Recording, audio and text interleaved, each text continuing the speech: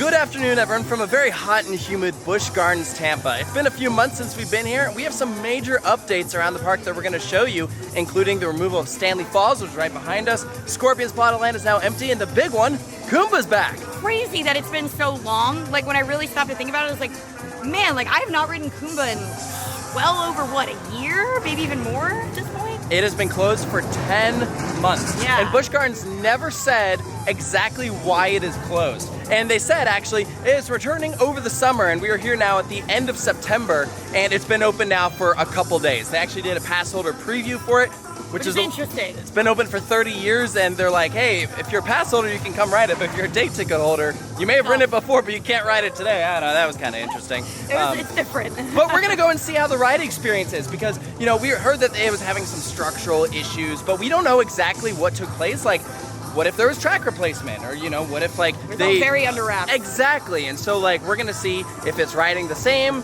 show you around the area, but of course we have to start off here with Stanley Falls, which is now sitting completely idle. Yeah, this is an interesting one, because between this and the Scorpion plot of land, you have to wonder, like, what are they planning? Because I feel like they wouldn't close this ride if it wasn't for something else, because it's popular.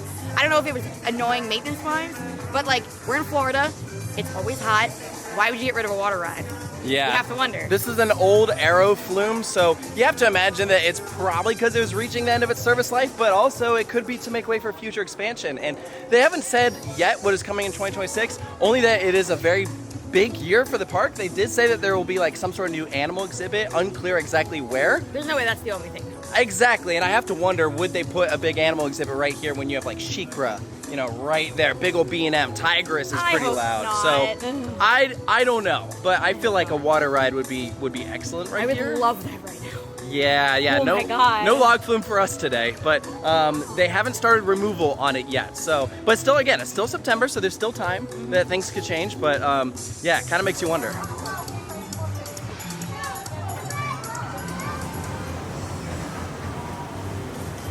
One thing I personally would love to see in this space is a new pathway that connects Pantopia to Stanleyville, because Pantopia is just on the other side of those trees, and yet you have to go all the way around through Jungala to get back here. I feel like a shortcut would not be that hard to do if they planned right. Interestingly enough, when we consult the big park map, you can see that Scorpion has been removed, but Stanley Falls is still in place. And the entire time that Kumba was down, they never pulled it from the map. So regardless, seems like they're gonna need to update this here pretty soon. They also have yet to take the Stanley Falls sign off of the directions here in the park. Ooh, that ride's not open anymore, guys. You should probably take that down.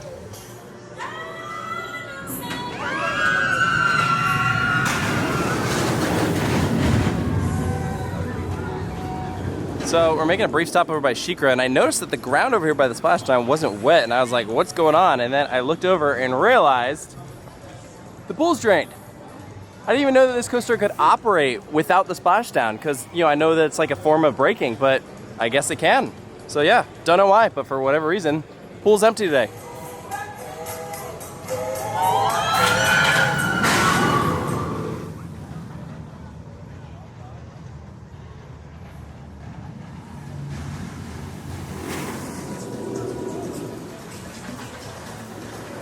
And we didn't even mention this in the intro, but new for 2025 is Wild Oasis, and this is actually our first time stepping into this zone. It hasn't been open for very long. This was another project that was like delayed. But they said it was like a $20 million investment, which I don't know. We'll see how it turns out. That's a lot of money to be spending on an update. Yeah, I'm sure it'll be cute. I'm excited to see it. I don't know. I don't know a ton about it. I think back there before there was like a tiny like frog hopper kind of drop tower before, and that's still here. They did some updates to it. Yeah, and then I believe they added some like nets and stuff for climbing, which on a regular day where it wasn't 100 degrees, I'd probably play, but I don't want to.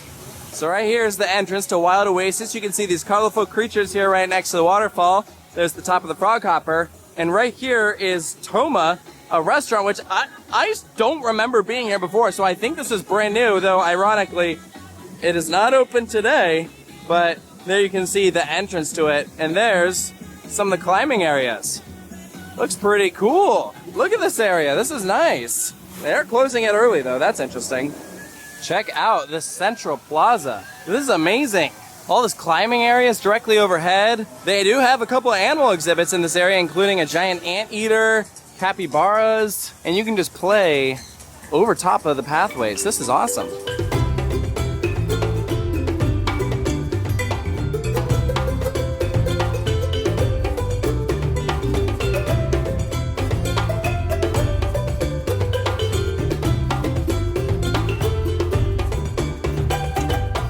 Water play areas are always a win, especially on a day like today. How's that? Well, I can't obviously go all the way in. Yeah, be careful with that. Looks like they have squirrel monkeys too. They share a space with the giant anteaters. Don't see any right now. Well, there's a sign out front that like says that since they all just kind of moved like fairly recently, that a lot of them might still hang outside a lot while they're getting used to it. Yeah. There he is, right through there. Cute. I love capybaras. They have some stairs leading to the upper levels. They said that if you are over the age of 14, you have to be accompanied by a kid to go on the play areas. But we can just walk around up here. This looks fantastic. Yeah, this is way better than what was here before. While most of the area looks great, it does look like they aren't quite done up here. You can see supports for nothing because there'll probably be more play structures up here. There are some stairs that would normally lead up to that platform, so that'd be like another viewing area. So you could actually like look out over Tigris, and I think there's a monkey exhibit over here. Oh look, from up here you can look down on the loading area for a treetop drop. So this is our frog hopper, completely surrounded by this rockwork. Looks good. I don't know that it's open right now. I don't see anyone over there. Maybe it is. Probably not gonna do it today, but this area looks really nice. Yo, I'll admit, I didn't know much about Wild Oasis going in, but seeing what they did with this area, I mean, it's a complete improvement from before. It really is. It's so cute. Like I said, if I wasn't so ungodly hot right now, I would totally climb around in there. And if I was like 15 years younger, because I don't think I'm allowed in there. But it looks so fun. It looks so fun. I'm jealous of all these kids. This is a great example of like an ideal kid zone. Like it is something that, first of all, anyone can walk around and enjoy because there are animal exhibits back here. It's just got a very good atmosphere. There are fans all over. There's the water feature, the elevated platforms. So there's just like a lot for people to like climb and explore. And I like that. And here is the main event. Kumba is back open. It's been a minute since we walked down this pathway. This is awesome. Prior to it closing up for a bit, I feel like the complaint was generally that people found this ride to be rough. I can tolerate it because I love Kumba, but I can understand as like a regular guest, like you might be like, okay, there's a lot smoother. Those end seats were kind of brutal, not gonna lie. So I'm curious to see if whatever they did fixed that problem, or if it's like whatever they did was like more not in the area of track replacement or anything like that. Right. Right now, I don't know. I'm not gonna lie, there was a part of me that wondered if we would ever be back on this attraction ever again, because there was a lot of speculation that this thing was just done for, period. I was in the camp, I was like, there's no way. It's that old, and like, there's so much talk of like this park wanting to get like something really big, and like this seemed like a good area for it. I was like, it's done for it. There's like rarely anybody back here, but I guess they went for it. I'm not mad about it. They put the money into refurbing it instead of just closing it completely.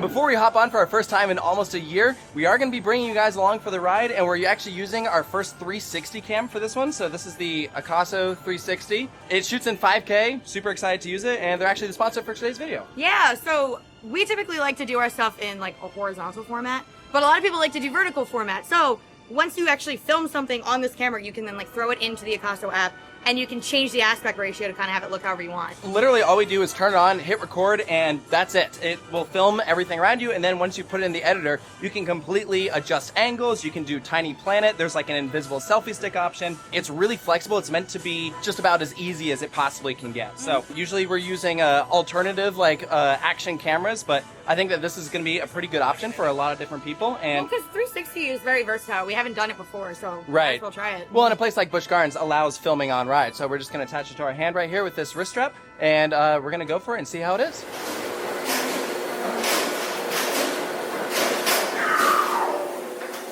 There we go. Our first ride back on Kumba is here in the front row. I'm so excited. Before Iron Gwazi opened, this was definitely my favorite at the park. I agree. Yeah, this thing's just like old school B&M in its finest. Yeah. Here we go. I can't believe we're back on this thing. I really was like, oh, my last ride, I don't even remember. I thought it was dead. I really did. We get to go through the big loop again. I love the sound of these older B&Ms. It's just satisfying. Oh, this thing has a roar to it, especially. I mean, I feel like Kumba owns like the roar. Yeah. It really does. Oh boy. Here we go. Ready to get rocked? Oh yeah. Oh boy.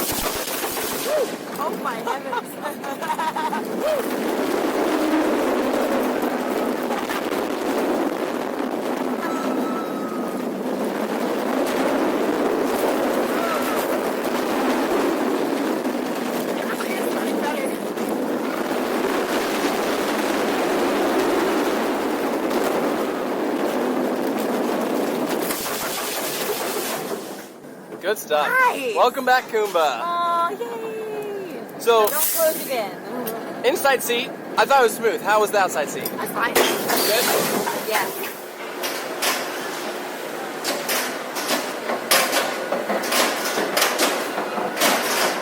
Just the one train today, but there's no line at all.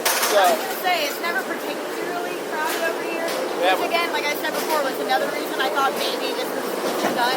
But the Yeah. people who love Kumba really love it. absolutely. We are also here on a weekday, so I think when you combine that with the heat, yeah, it's a walk-on. Most rides here are a walk-on, even with the one train.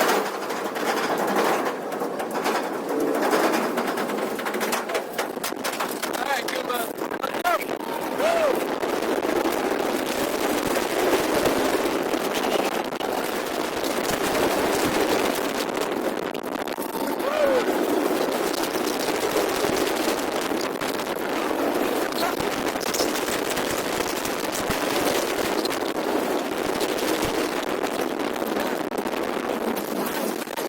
Back here, that's for sure.